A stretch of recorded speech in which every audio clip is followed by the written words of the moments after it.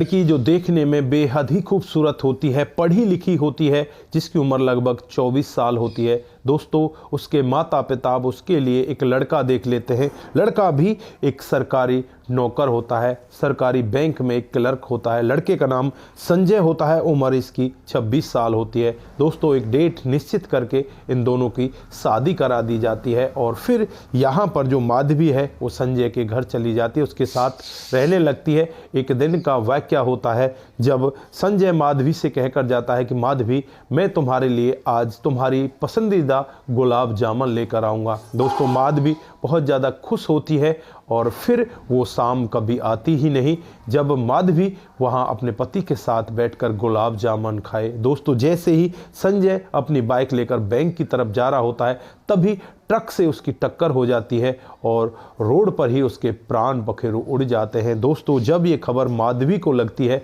तो माधवी का रो रो कर बुरा हाल होता है। इधर जो माधवी के ससुराल वाले होते हैं वो भी माधवी से कहने लगते हैं कि माधवी, तेरी उम्र अभी कम ही है, तू ऐसा कर, अब कोई दूसरा लड़का देख ले, उसके साथ तू शादी कर ले। लेकिन माधवी ऐसा नहीं चाहती थी। फिर वो ना चाहकर भी ससुराल से अपने मायके में चली जाती है और मायके में अपने माता पिता और अपने छोटे भाई के साथ रहने लगती है। दोस्तों, जो माता पिता होते हैं वो बस पेंशन पर ही जिया करते। उनकी जो पेंशन आती है, पेंशन के हिसाब से ही उनका कामकाज चलने लगता है। और एक दिन का वाकया होता है जब माता पिता एक कमरे में बैठकर बातचीतें कर रहे होते हैं। वो यही कह रहे थे कि माधवी का पता नहीं जीवन कैसा है, उसका तो जीवन बिगड़ ही चुका है। अब हम यहाँ पर उसे कब तक रखेंगे? कोई लड़का भी तो ऐसा नहीं मिल रहा जो माधवी से शादी कर ले। दोस्तों, माधवी को ये सब बातें बहुत ही बुरी लगती हैं और माधवी उसी रात को एक फैसला करती है कि मैं इस घर को छोड़कर यहाँ से चली जाऊँगी। दोस्तों, एक बैग लेती है और उसमें अपने 2 जोड़ी कपड़े रखकर रात को ही वहाँ से अपने माता पिता को प्रणाम करके चुपचाप निकल जाती है। किसी को कानो कान खबर नहीं होती। दोस्तों, जैसे ही वो उस शहर से दूसरे शहर में पहुँचती है, वहाँ जाने के बाद वहाँ पर देखती है कि अब वो करे तो क्या करे, खाने के लिए कुछ करना तो पड़ेगा। पढ़ी लिखी होती है लेकिन अब एकदम से उसे नौकरी देने वाला कौन होता है? कोई भी उसे नौकरी नहीं देता। कई जगह जाती है, वहाँ से उसे इसी तरह से भगा दिया जाता है। दोस्तों, फिर यहाँ पर वो एक साइट पर जाती है जहाँ पर कंस्ट्रक्शन का काम चल रहा होता है। वहाँ पर बहुत सारी महिला मजदूरें काम कर रही होती हैं। अब यहाँ पर ये महिला मजदूरों के साथ काम करना स्टार्ट कर देती है। दोस्तों, पहली बार ये ईंटों को उठाती है तो इसके हाथ में छाले पड़ जाते हैं।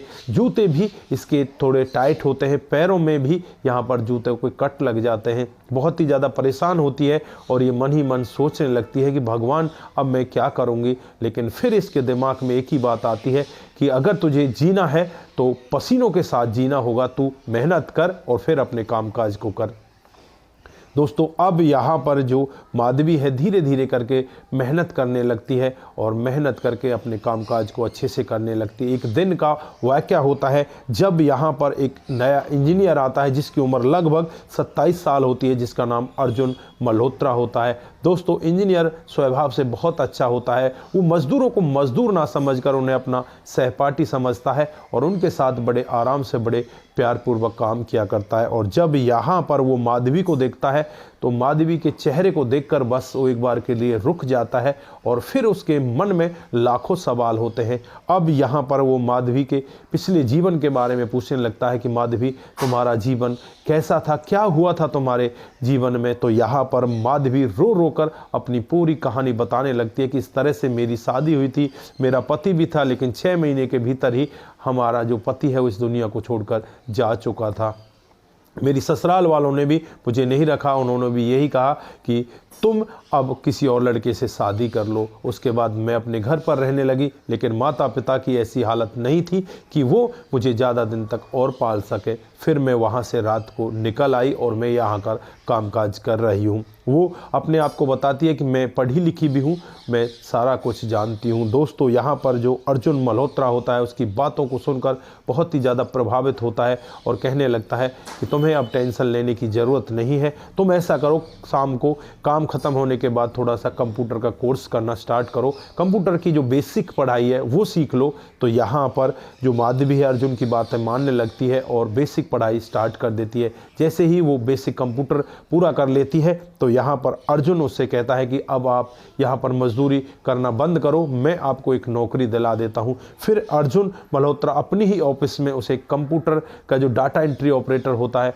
उसकी नौकरी लगवा देता है और वहाँ पर उसकी सैलरी फिक्स कर दी जाती है। 8,500 रुपये उसकी सैलरी लगा दी जाती है। दोस्तों माधवी यहाँ पर बहुत ज़्यादा खुश होती है। अर्जुन यहाँ पर जो कामकाज दिन भर में करके आया करता, माधवी को लाकर दे दिया करता, माधवी उसे कंप्यूटर में एंट्री अगले दिन कर दिया करती।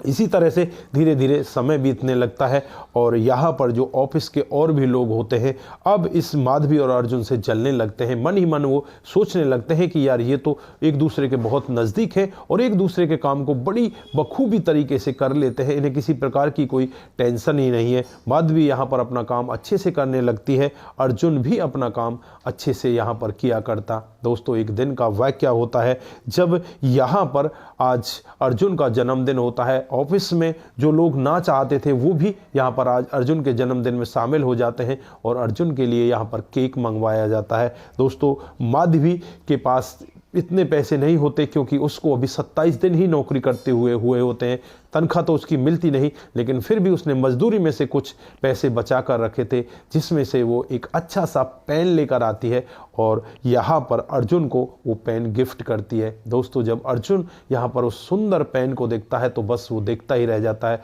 वो कहता है कि माधवी आपका बहुत बहुत धन्यवाद, आपने हमारे लिए ये सब किया। तो यहाँ पर माधवी कहने लगती है कि सर मैंने आपके लिए कुछ नहीं किया, आपने मेरा जीवन ही बदल दिया।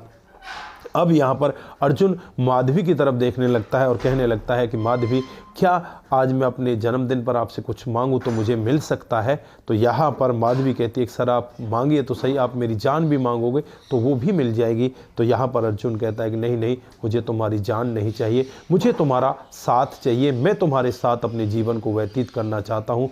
मैं चाहता हूँ कि तुम्हें जीवन की वो हर खुशी मिले जिसकी तुम हकदार हो और जिनसे तुम अब वंचित रह चुकी हो। मैं चाहता हूँ कि हर खुशी तुम्हारे जीवन में मिले। दोस्तों माधवी यहाँ पर अपनी गर्दन नीचे की तरफ कर लेती है, शर्माने लगती है, लेकिन यहाँ पर अर्जुन समझ जाता है कि माधवी भी उसे चाहती है। दोस्तों फिर दोनों यहाँ पर उसी दिन जो जन्मदिन का दिन होता है उसी दिन दोनों प्यार का इजहार करते हैं और फिर यहाँ पर दोनों शादी करने के लिए तैयार हो जाते हैं। माधवी को अपने घर को छोड़े हुए लगभग 45 दिन हो चुके थे। माता पिता भी यहाँ पर तमाम तरह की कोशिशें करते हैं, वो पुलिस में FIR भी करवाते हैं कि हमारी बेटी गायब हो गई है। दोस्तों अब यहाँ पर माधवी अपने माता पिता को फ़ोन करती है और कहने लगती है कि माँ बाबूजी मैं इस तरह से एक कंपनी में लग गई हूँ और यहाँ पर मैं कामकाज कर रही हूँ और मैं यहीं पर एक लड़के से प्यार करने लगी हूँ, मैं इसके साथ में शादी करना चाहती हूँ। दोस्तों माँ बाबूजी यहाँ पर अपनी बेटी की खुशी में ही सब कुछ समझते हैं। वो कहते हैं कि ठीक है बेटी,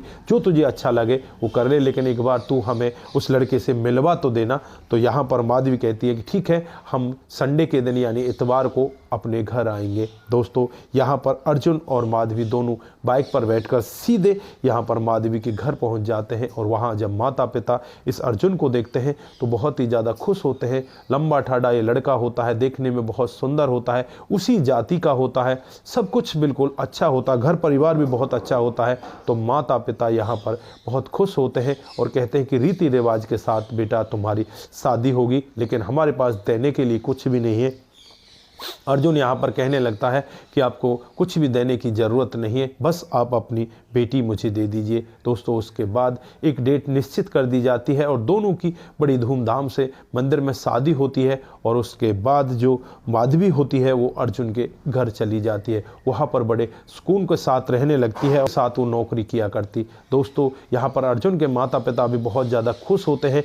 2017 का ये मामला होता है, आज 2025 आ चुका है। दोस्तों इनको अब 2 बच्चे भी हैं, एक लड़का और एक लड़की। इनका जीवन बहुत बेहतर तरीके से कट रहा है। फिलहाल माधवी अब यहाँ पर अर्जुन के गांव में रह रही है और वहीं पर अपने बच्चों को स्कूल में भेज रही है। स्कूल में बच्चे जाते हैं और इधर जो अर्जुन है वो नौकरी करके आता है, वही पड़ोस के ही गांव में उसकी अब नौकरी लगी हुई है, वहां से वो हर दिन अपने घर जाया करता। तो दोस्तों ये रही आज की एक छोटी सी कहानी। यहाँ पर आप लोग क्या कहना चाहते हैं, आपकी जो भी राय है एक बार कमेंट बॉक्स में ज़रूर दीजिएगा। दोस्तों यहाँ पर आपको किसका कैरेक्टर सबसे अच्छा लगता है वो भी आप एक बार कमेंट में ज़रूर बताइएगा। दोस्तों जिन साथियों ने हमारे पिछले वीडियोज पर कमेंट किए थे उनका नाम हम यहाँ पर बारी बारी से लेने वाले हैं। सबसे पहला कमेंट आता है वो रामलाल लाधा जी का आता है। वो लिखते हैं, राहुल जी और सुजाता जी ने शादी करके बहुत सही किया, मेरी समझ से इसमें कोई आपत्ति नहीं है। आपने इतनी अच्छी कहानी कही, आपका बहुत बहुत धन्यवाद। आपका भी बहुत बहुत धन्यवाद। उसके बाद रतनलाल शर्मा जी, भाई साहब नमस्कार, आपकी कहानी बहुत अच्छी लगती है, आपकी कहानी बहुत ही सराहनीय है, आपका बहुत बहुत धन्यवाद। उसके बाद हरि भाई दुलवानी जी, मैं आपकी कहानी सब सुनता हूँ, मुझे बहुत पसंद आती है, आपका भी बहुत बहुत धन्यवाद। उसके बाद पुष्पा श्रीवास्तव, बहुत ही अच्छी कहानी है, थैंक्स, आपका भी बहुत बहुत धन्यवाद। राम गोसाई जी, बहुत अच्छी स्टोरी है, आपका भी बहुत बहुत धन्यवाद। शंकर स्वामी जी, आपकी कहानी बहुत ही अच्छी लगती है, बहुत बहुत धन्यवाद। मोनू जैन जी, राहुल ने सही किया शादी करके, वेरी नाइस, आपका बहुत बहुत धन्यवाद। चित्रलाल जरवाल जी, जय हो सर जी, गुड स्टोरी, आपका भी बहुत बहुत धन्यवाद। उसके बाद कईयोम अंसारी लिखते हैं कि आपकी कहानी बहुत ही बेहतर होती हैं और मैं आपकी कहानी हर दिन देखता हूं, आपका भी बहुत बहुत धन्यवाद। बाबूलाल मीना जी लिखते हैं कि वेरी नाइस, सुपर से भी ऊपर आपकी कहानी है, आपका भी बहुत बहुत धन्यवाद। शंकर स्वामी जी, माँ की कहानी बहुत अच्छी लगी, आपका भी बहुत बहुत धन्यवाद। उसकी जी हमें लिखते हैं कि हमको आपकी कहानी बहुत ही अच्छी लगती है, आपका बहुत बहुत धन्यवाद। उसके बाद Prakash Chand Mittal ji, please don't start story from the middle, आपका कमेंट करने के लिए बहुत बहुत धन्यवाद। उसके बाद Monu Jain ji, very nice video sir ji, आपका भी दिल की गहराई से बहुत बहुत धन्यवाद। आप सभी लोग इसी तरह से हमें कमेंट करते रहें और अपना प्यार हमारे साथ में साझा करते रहें। आप सभी का फिर से एक बार दिल की गहराइयों से धन्यवाद। आप सतर्क रहें, सावधान रहें, रिश्तों की अहमियत को ज़रूर समझें। नमस्कार, जय हिंद,